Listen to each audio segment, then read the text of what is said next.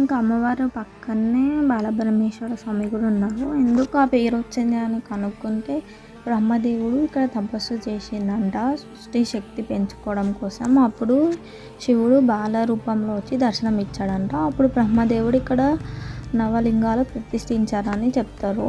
ఇక్కడ శివలింగం బాలబ్రహ్మేశ్వర స్వామి ఇట్లా హోల్ లాగా ఉంటుంది అన్నమాట శివలింగంకి.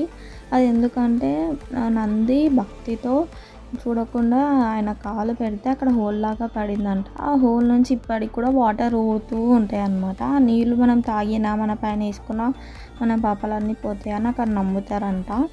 ఇంకా 2 కిలోమీటర్స్ లోపలనే ఇక్కడ పాప వినాశన టెంపుల్ అని ఉంటుంది. ఇక్కడ కూడా అన్ని శివలింగం దిక్కుల చూస్తూ ఉంటే ఎటు చూసినా మనకి శివలింగమే కనిపిస్తుంది అనమాట. అన్ని శివలింగాలు ఉంటాయి ఇక్కడ. స్టోరీ ఇన్ని శివలింగాలు ఒకే దగ్గర చూడడం ఇదే ఫస్ట్ టైం అనమాట.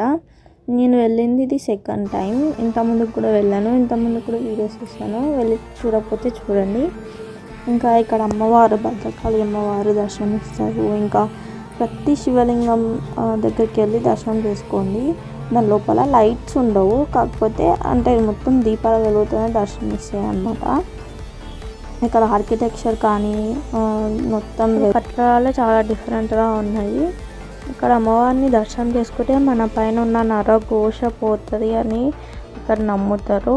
ఇక్కడ ఉన్న పూజారులు కూడా చెప్పారనమాట. నరఘోష వేరు, నరదృష్టి వేరు. నరఘోష అంటే నరుల ఏడుపు అనమాట, అది పోతుందని నమ్ముతారు. నరదృష్టి అంటే చిన్నపిల్లలకి తగలేదు, నరదృష్టి అని అంటారు. ఇక్కడికి వస్తే ఒకవేళ ఖచ్చితంగా కుంకుమార్చన చేయండి. ఇంకా ఏ టెంపుల్లో హస్బెండ్ లేని వాళ్ళకి పూలు బొట్టు అవన్నీ ఇయ్యరు, కానీ ఇక్కడ ఇస్తారంట. ఇంకా కుంకుమార్చన కూడా ఇక చేయొచ్చంట హస్బెండ్ లేని వాళ్ళకి. ఇంకా ముత్తైదు లాగానే అక్కడ ట్రీట్ చేస్తారంట హస్బెండ్ లేని వాళ్ళు కూడా కుంకుమార్చన చేయొచ్చు. ఇంకా వచ్చే దారిలో బీచ్పల్లి టెంపుల్ కూడా విజిట్ చేయండి.